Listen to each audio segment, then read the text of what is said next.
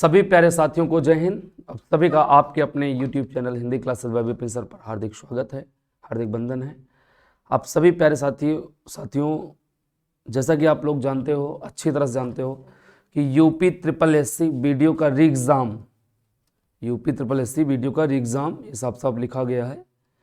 ठीक, UPSSC paper आपका जो री एग्ज़ाम लगा हुआ वीडियो का 2023 26-27 जून का, तो इसके लिए आप लोग की हिंदी बहुत ही आप लोग का यानी कि रिवीजन बैच है। ये बहुत ही महत्वपूर्ण, बहुत ही इंपॉर्टेंट है, जिसमें हम आपको इस लय में हम आपको पढ़ा चुके हैं हिंदी वर्णमाला, एक टॉपिक हम आपका रिवीजन करा चुके हैं।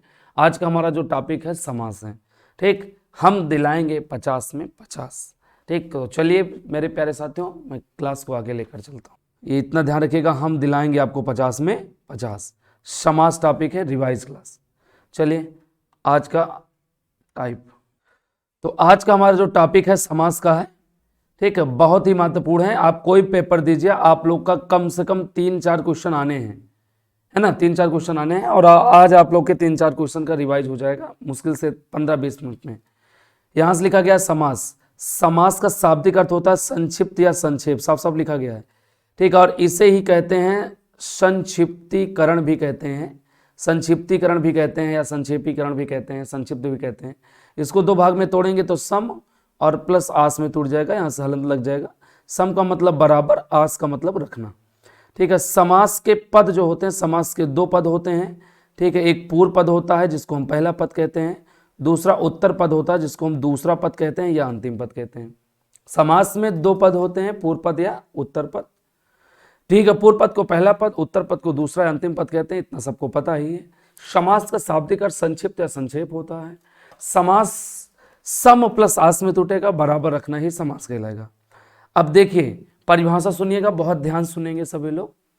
समास की परिभाषा की बात करें, जब 2 या 2 से अधिक शब्दों के मेल से, ठीक है, जब 2 या 2 से अधिक शब्दों के मेल से, 2 या 2 से अधिक ठीक है शब्दों के मेल से जब मेल हम कराते हैं तो उसको कहते हैं सामासिक शब्द। जब हम मेल कराएंगे तो उसे सामासिक शब्द कहेंगे, तथा उन शब्दों के योग को ही हम क्या कहते हैं, समास कहते हैं। तथा उन शब्दों के योग को हम क्या कहते हैं, समास। ठीक है, जब हम मेल कराएंगे 2 या 2 से अधिक शब्दों के मेल से सामासिक शब्द, तथा उन शब्दों के योग को हम समास कहते हैं। चलिए मेरे प्यारे साथियों, आगे हम लोग चलते हैं, आगे क्लास को आगे बढ़ाते हैं।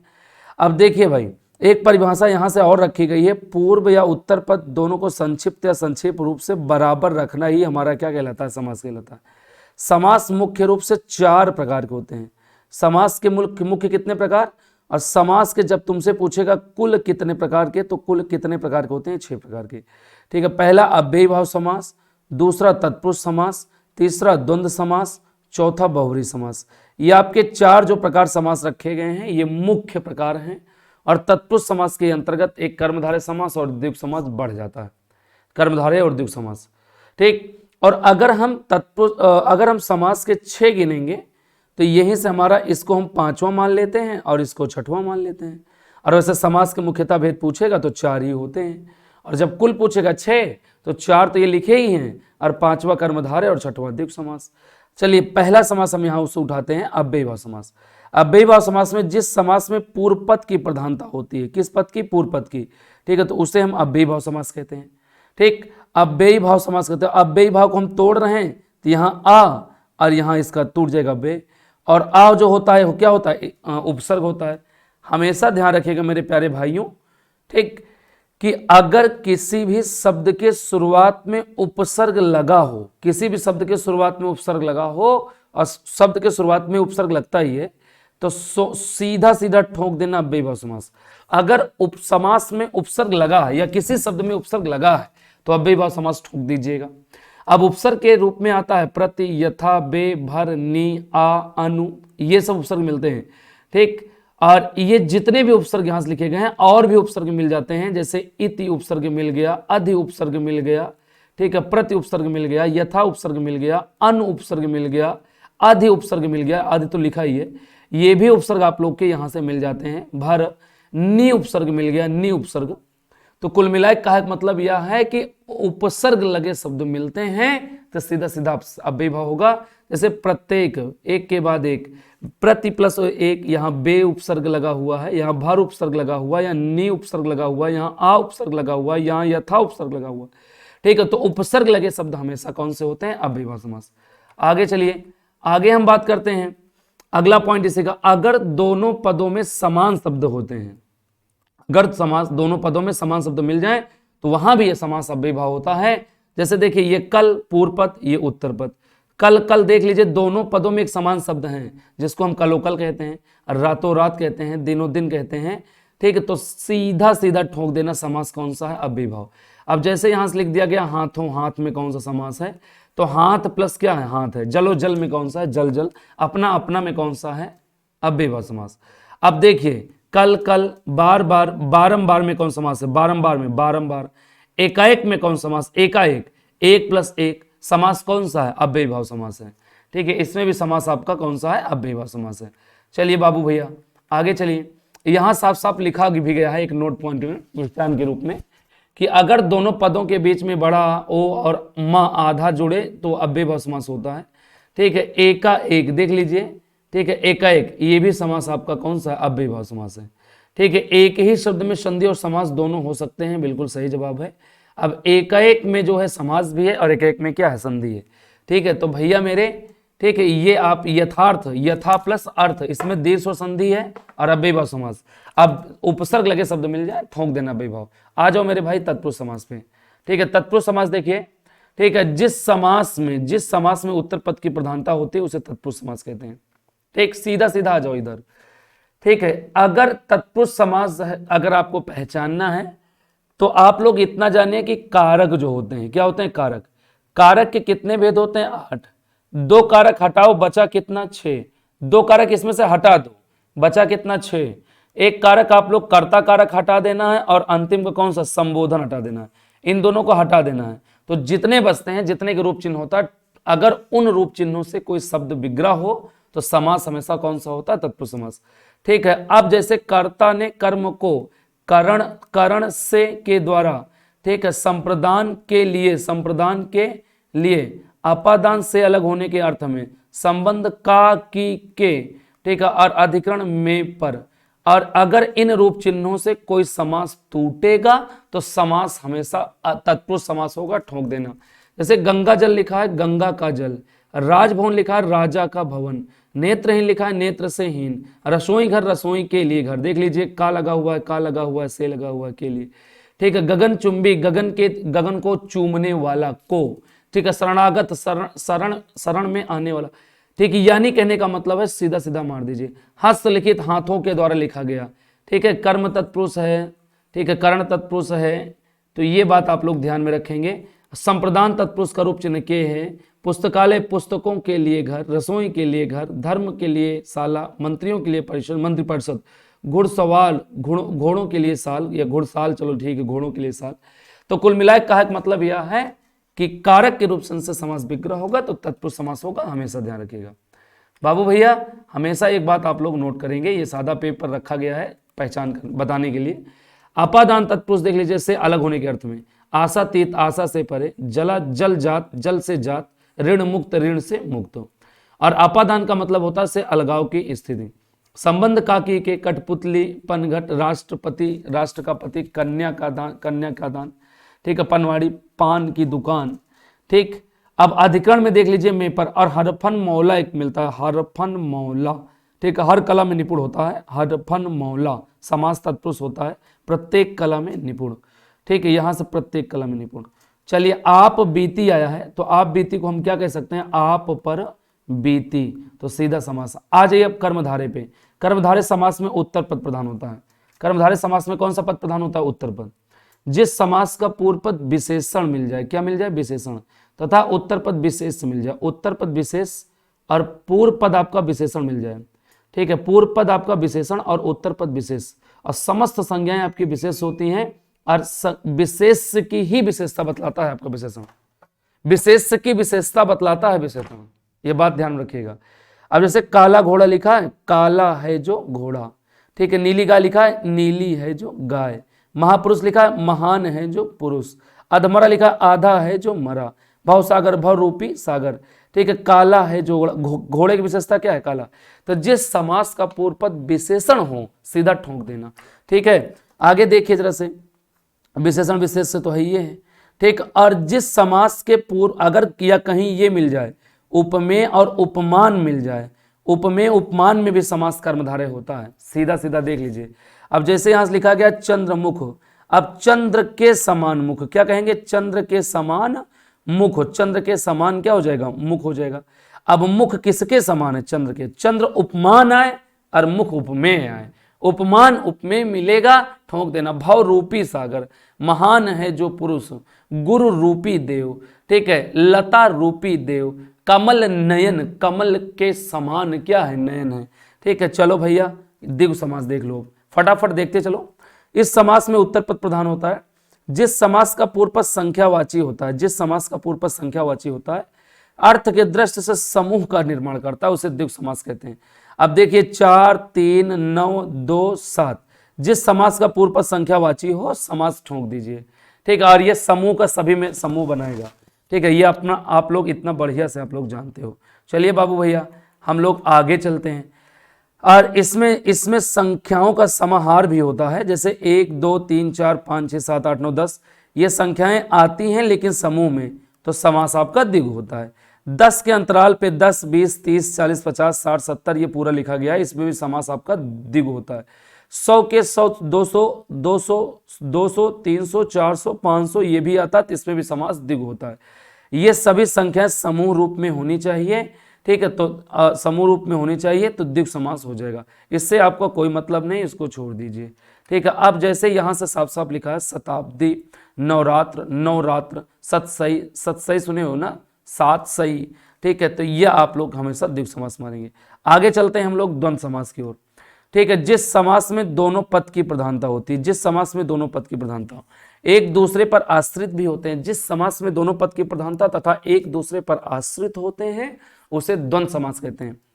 अगर कोई शब्द तथा उस शब्द का विलोम दोनों साथ मिल जाए ठोक देना द्वंद्व समास, ठीक है। अगर कहीं पर कोई शब्द हो और इसी शब्द का विलोम मिल जाए ना ठोक देना द्वंद्व समास। जैसे पाप का विलोम पुण्य, दिन का विलोम रात, आगे का विलोम पीछे, सुबह का विलोम शाम, धर्म का विलोम अधर्म, पाप का विलोम पुण्य, न्याय का विलोम अन्याय, ठीक है। दिन का विलोम रात, अहोरात्रि दिन रात्रि, देवासुर देव प्लस असुर, समास द्वंद्व है। समास द्वंद्व 3 प्रकार के इतरेतर द्वंद्व होते हैं, ठीक है, और वैकल्पिक द्वंद्व होते हैं और समाहार। ये आपके प्रश्न में पूछेगा नहीं, इसलिए आपको इसको हम छोड़ देते हैं, ठीक है। अब हम लोग आते हैं, ध्यान से सुनिए, अब हम लोग आते हैं यहाँ पे, जैसे कि आपका उदाहरण दिया गया है, ठीक है। अब यहाँ जैसे 3 4 11 12 25 26 ये एक साथ दे, जैसे कि 2 4 2 4, ठीक है, 5 4, यानी तो का कहा मतलब सीधी सी ये बात ये है यार कि दो शब्द हों दोनों अलग अलग हों, जितना महत्व पूर्व पद का उतने महत्व उत्तर पद का, समास हमेशा द्वंद्व ही होगा, ठीक है, हमेशा ध्यान रखिएगा। चलिए अब हम लोग आते हैं, ये सब नहीं पूछा जाएगा, सीधा बहुब्री समास में। बहुब्री समास में जिस समास में दोनों पद गौड़ अप्रधान होते हैं, ठीक, तथा तीसरे पद की प्रधानता होती है उसे हम बहुब्री समास कहते हैं। जिस समास में दोनों पद गौड़ अप्रधान होते हैं उसे बहुब्री समास कहते हैं, ठीक है। और बहुब्री तीसरे पद का मतलब होता है पर्यायवाची, यानी जिसमें अन्य पद प्रधान होता है। एक बात हमेशा ध्यान रखिएगा, अगर किसी भी शब्द का कोई भी पर्यायवाची शब्द आता है, समास पूछता है, कोई भी पर्यायवाची शब्द आता है समास पूछता है तो बहुब्री होगा। और इसमें सदैव हमेशा किसकी पर्यायवाची पूछेगा, भगवान की पर्यायवाची पूछेगा। और जहां पे भगवान की पर्यायवाची पूछे ठोक देना बहुब्री समास, ठोक देना बहुब्री समास। और जिस शब्द का विग्रह उनसे होता है तो बहुब्री समास ठोक देना तुम। अब जैसे लिखा दसानन, लिखा 10 है आनंद जिनके, बीड़ा है पानी में जिनके, मृत्यु पर विजय प्राप्त करना, ठीक, लंबा है उदर जिसका, जल में जन्म लेने वाला, पीतांबर पीला है वस्त्र जिसका, नीला है अंबर जिसका, ठीक है, गदा है पानी में जिनके, एक दंत एक है दांत जिनके गणेश, ठीक है। इसमें सब में समास बहुब्री है, जहां पे भी आपका भगवान के नाम मिलते हैं बहुब्री समास ठोक देना। बहुब्री समास आपके 4 प्रकार के होते हैं, कितने प्रकार, 4। समानाधिकरण बहुब्री होता है, समानाधिकरण बहुब्री, ठीक है। और व्यधिकरण बहुब्री होता है समानाधिकरण बहुब्री और व्यधिकरण बहुब्री। रुको एक मिनट, समानाधिकरण, ठीक है, और ये देख लीजिए व्यधिकरण बहुब्री, तुल्य योग बहुब्री, और चौथा होता है व्यतिकरण बहुब्री। चलो बाबू भैया मैं इसको समझा देता हूं, ध्यान से सुनिएगा, मजा आ जाएगा आपको। ठीक, समानाधिकरण का मतलब होता है समान अधिकार। जिस बहुब्री समास में समान विभक्ति वाले चिन्ह होते हैं उसे समानाधिकरण बहुब्री कहते हैं।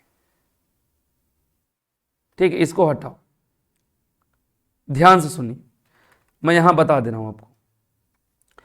ठीक है, आपको एकदम बढ़िया समझिएगा। समान बहुब्री समास 4 प्रकार के, ठीक है, और एक आपका क्या है समानाधिकरण बहुब्री, समानाधिकरण, ठीक है। एक आपका क्या है व्यधिकरण बहुब्री, कौन सा समास है, ठीक है, व्यधिकरण बहुब्री है, ठीक है। एक है आपका कौन सा तुल्य योग बहुब्री है, ठीक है, और एक आपका कौन सा है व्यतिकरण बहुब्री है, व्यतिकरण है ना।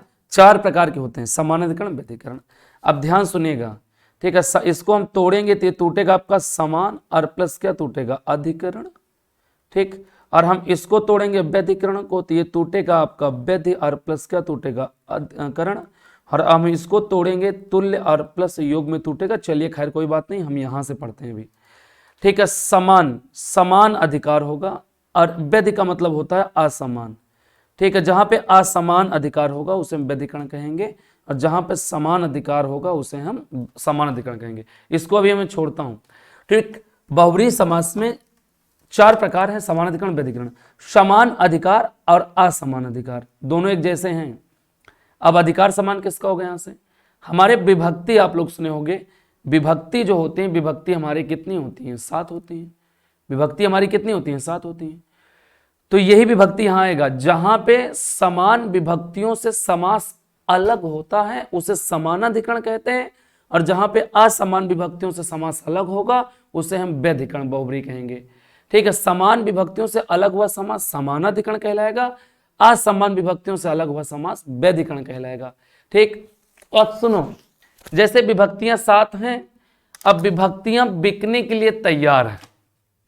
एक व्यक्ति साइकिल पे विभक्तियों को बेचने के लिए लादा, केरियल पे रसरी से बांधा और निकल चुका गांव, और जोर जोर से वो चिल्ला रहा है ले लो भाई, ले लो भाई, विभक्ति ले लो भाई, ठीक है। प्रथमा द्वितीया तृतीया चतुर्थी पंचमी षष्ठी सप्तमी ले लो भाई, ले लो भाई, बहुत सस्ती है, बहुत मंदी है, इससे अच्छी नहीं है, इससे बढ़िया पाओगे नहीं। ले लो भाई, लोहा से 2 गुना, गेहूं से 2 गुना, कॉपी किताब फटे पुराने जूते चप्पल से ले लो विभक्ति, ठीक है। ले लो, जैसे गांव घर में पहले नॉन बेचते थे, ठीक है। लोहा लंगड़ से आप, लोहा लंगड़ से 2 गुना, गेहूं से 2 गुना, धान से बराबर, ठीक है। पुरान कापी कलम ले लो, नॉन ले लो, सुने हो ना।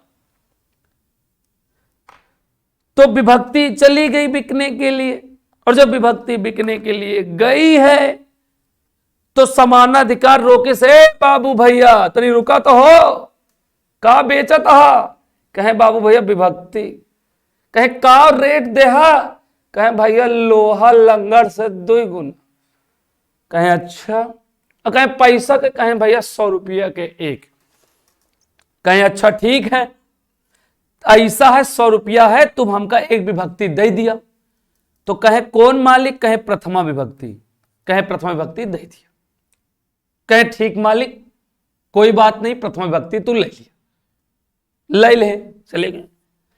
फिर विभक्ति वाला आगे निकला, दूसरे गांव पहुंचा, फिर भाई विभक्ति प्रथमा बिक चुकी है ना, तो अब चिल्ला रहा है ले लो भाई द्वितीया तृतीया चतुर्थी पंचमी षष्ठी सप्तमी विभक्ति जेह का लेख हुए जल्दी करा, ठीक है। माल बहुत बढ़िया है, बहुत सुंदर है, बहुत सुशील है, और पानी मार के हम चमकाए ही भैया जेह का लेख हुए ले लिया, ठीक है। ये जीवन भर याद रखियो, ले लिया, ठीक। तो व्यधिकरण इनका रोकेश कहे हाँ भाई का बेच रहे हो, कहे विभक्ति बेच रहे हैं, कहे दे दियो, कहे महाराज कैसे दे हो, कहे भैया 6 विभक्ति बची हैं 500 का दे दे, कहे दे दियो। तो द्वितीया से लेके सप्तमी तक इनका दे दें, व्यधिकरण सब दे दें, द्वितीय से सप्तमी तक इनके, और विभक्ति बेच के निकल गया घरे निकल गया। इनके पास प्रथमा विभक्ति है, इनके पास द्वितीय से लेकर के सप्तमी तक है। और भाई समानाधिकार के हैं दो लड़का, एक पूर्व पद है और एक कौन है, उत्तर पद है। और व्यधिकरण के भी दो पद हैं, एक पूर्व पद है और उत्तर पद है। और इनके पास विभक्ति कितना है, एक विभक्ति है, प्रथमा विभक्ति। लड़का दुई, अगर घरे में लड़का दुई है, सेब एक है, सेब एक है, तो मम्मी काट के दो फांके दे दी थी, आधा आधा काट के दे दी, लेकिन नमवा सेबोए आए, चाहे आधा हुआ चाहे 4 फांके हो गए, लेकिन नाम सेबे रही। इनके पास एक है, तो प्रथमा यऊ ले लें और प्लस प्रथमा यऊ ले लें, ठीक। तो यही लिए कहा जाता है समान विभक्तियों से अलग हुआ समास का कहलाता है समानाधिकरण कहलाता है, समान विभक्ति, ये परिभाषा है। इनके पास द्वितीय सप्तमी तक इनके पास यानी 2-4 सेब है, लड़का 2 है, तो एक लड़का एक सेब उठाए, एक लड़का एक सेब उठाए, और जो लड़का जो सेब उठा ले फिर वह लड़का वह सेबुआ ना उठाई, दूसर उठाई। अब यहां मान लीजिए पूर्व पद में द्वितीय विभक्ति है, तो उत्तर पद में मान लो तृतीय रख देंगे। यहां पर द्वितीय है, यहां तृतीय है, यहां दोनों विभक्तियां अलग हो गई कि नहीं, यहां तृतीय है तो यहां चतुर्थी है, यहां पंचमी है तो यहां द्वितीय, यही कहा थी अलग विभक्तियां। तो अलग विभक्तियों से अलग हुआ समास क्या कहलाएगा, व्यधिकरण कहलाएगा। और समान विभक्तियों से अलग हुआ समास क्या कहलाएगा, समानाधिकरण। ये थी परिभाषा। अब सुनो उदाहरण देखिए जरा, उदाहरण देखो बाबू भैया, उदाहरण देखिए, दोनों में भगवान के नाम आते हैं, पर्यायवाची रूप में दोनों में भगवान के नाम आते हैं, पर्यायवाची रूप में दोनों में भगवान आते हैं। सिंपल सी बात एकदम बढ़िया समझिएगा, दोनों में भगवान के नाम आते हैं पर्यायवाची रूप में। भगवान अगर हाथे में कोनो वस्तु लेकर के आए हैं, भगवान अगर वास्तव में कोनो वस्तु हाथे में लेकर आए हैं, तो तुमका उदाहरण में दिखाए कि भगवान वस्तु ले हैं, बहुत बढ़िया ट्रिक है, ठीक। तो हमेशा व्यधिकरण बहुब्री हुई व्यधिकरण। और भगवान हाथे में कोनो वस्तु लेके नहीं नावा, जन्मजात मिला है, तो वह समानाधिकरण है। हम पैदा भइन तो कपड़ा लेके नहीं पैदा भइन, हम पैदा भइन तो मार्कर लेके नहीं पैदा भइन, हम खाली हाथ आइन है और खाली हाथ जाबो करब, मुट्ठी बांधे आइन है मुट्ठी खोले जाब, है ना, ठीक। तो भगवान के हाथ में अगर वस्तु है तो वस्तु निर्जीव है, उसको रख भी सकते हैं, दे भी सकते हैं, तो व्यधिकरण ठोक देना। अगर भगवान के हाथ में वस्तु नहीं है तो समानाधिकरण है। अब जैसे देखो वीणा पाणी, ठीक है, वीणा पाणी। अब हमका बताओ वीणा पाणी जो है ना सरस्वती का है, वीणा है हाथ में जिनके। अब बताओ वीणा वस्तु है कि नहीं, सरस्वती मैया के हाथ में वीणा है। अब ये व्यधिकरण ठोक दो। अब जैसे लिखा है दशानन, अब क्या लिखा है दशानन। अब दशानन रावण को पर्यायवाची है, दशानन कोनो वस्तु नवाय, 10 है आनंद जिनके अर्थात रावण जन्मजात मिला है, ठीक। अब यह ऐसा थोड़ा है कि एक सर लगाएगा और युद्ध करे या कुछ करे, घूम के आवा दिस ले एक सर तनी के पेंट उंट कई कर लायक धरो, वो उसमें जो दूसरा सर दिया पेंट किया उसको तेल लगाया, हाँ हाँ ये नहीं वो ऊंचे बाल वाला, ऊंचे बाल, हाँ ऊंचे बाल, हाँ वो लो। ऐसा नहीं होता है, जन्मजात है, समझे, ठीक। अब जैसे यहां से लिख दिया जाए त्रिनेत्र, क्या लिखा जाए त्रिनेत्र, ये जन्मजात है, ठीक है। अब त्रिनेत्र जैसे लिखा गया। अब जैसे एक दंत मिल गया, क्या मिल गया, ठीक है, एक दंत, एक दंतु, एक दंतु। अब जैसे मिल गया गजानन, क्या मिल गया गजानन। जैसे मिल गया लंबोदर। अब बताओ इसमें कोई वस्तु ले हैं भगवान, कोनो वस्तु नहीं ले, तो समानाधिकरण है। अब जैसे बीड़ा पाणी, जैसे गदा पाणी लिख दिया, ठीक है। जैसे गिरिधर श्री कृष्ण का पर्यायवाची है, गिरि को धारण करने वाला पर्वत, गदा पाणी, ठीक है ना, बीड़ा पाणी, ये सब कौन सा है, व्यधिकरण है। जैसे लिख दिया सूल पाणी। अब शिव जी का पर्यायवाची, शिव जी के हाथ में कहा है त्रिशूल है, ठीक है। तो समान भगवान लेके ही है तो व्यधिकरण ठोक देना, और समान लेके नहीं है समानाधिकरण, ठीक है। अब आगे चला, अब तुल्य योग देखो, जौने शब्द के शुरुआत में सरौता वाला सा लग जाए तुल्य योग ठोक देना, ठीक है। यानी कि तुल्य योग जौने शब्द के शुरुआत में सरौता वाला सा लग जाए। जैसे लिखा गया सपरिवार, क्या लिखा गया है सपरिवार। अब परिवार के साथ जिस समास का पूर्व पद सहबोधक हो उसे तुल्य योग कहते हैं। अब देखिए सपरिवार, सा लगा है, ठोक देना तुल्य योग, ठीक। जैसे लिखा गया सपत्नी, पत्नी के साथ, ठीक। अब जैसे लिखा गया सचेत, चेतना के साथ, सा लग गया है। अब जैसे लिखा गया सा पुरुष, क्या लिखा गया सा पुरुष, ठीक है, ठोक देना सा पुरुष में तुल्य योग। व्यतिकरण देखिए, इसका उदाहरण देखिए, जहां पे घात प्रतिघात होता है व्यतिकरण कहते हैं। इसका उदाहरण ऐसे आता है, जैसे लिखा गया धक्का, और ऐसे आता है धक्की, धक्का और धक्की, धक्का धक्की, धक्का धक्की, धक्का धक्की, धक्का धक्की, लाठा लाठी, माठा माठी, ठीक। अब मुक्का मुक्की, मुक्का मुक्की, मुक्का मुक्की, ऐसे उदाहरण आवे, लड़ाई झगड़ा होते हैं तो व्यतिकरण मार देना। और तुल्य योग और व्यतिकरण में कोई पर्यायवाची नहीं आता। और जितने भी उदाहरण हमने लिखा है इसमें सभी में बहुब्री समास है, सब पुरुष हो और चाहे सब परिवार हो, चाहे सब पत्नी हो, बहुब्री समास है। ये था भैया आपका समास, बहुब्री समास, और उम्मीद करते हैं सबको समझ में आया होगा। तो आपके 6 के 6 पूरे समास समाप्त होते हैं। और एक बार कमेंट बॉक्स में समास का टॉपिक क्लियर, क्लियर, और तुम्हारे पेपर में इससे बाहर का नहीं आएगा। एक बार मन से रिवाइज कर डालिएगा, तैयार हो जाएगा, ठीक है। वीडियो के लिए 2 टॉपिक मैंने पढ़ा दिया, 2 टॉपिक क्लियर हो गया, वर्णमाला और समास। और वीडियो के पेपर तक का सब क्लियर कर दूंगा, सब क्लियर कर दूंगा, खाली तुम देखते रहो, बस मार देंगे हम, सब कुछ हो जाएगा, ठीक। आज यहीं तक, बाकी फिर मिलते हैं फिर नेक्स्ट एपिसोड में। तब तक के लिए नमस्ते, जय हिंद, सत श्री अकाल, टाटा बाय बाय। और सभी लोग, वीडियो अगर आपको अच्छा लगा हो तो कमेंट बॉक्स में कमेंट जरूर करें, बताएं कि वीडियो को कैसा लगा हो, और दोस्तों में शेयर करिए। जो लोग वीडियो पे पहली बार आए हुए हैं, वीडियो अंत तक उन्होंने देखा है, वीडियो को सब्सक्राइब करना, चैनल को सब्सक्राइब करना ना भूलें, और वीडियो को जरूर शेयर करें। नमस्ते।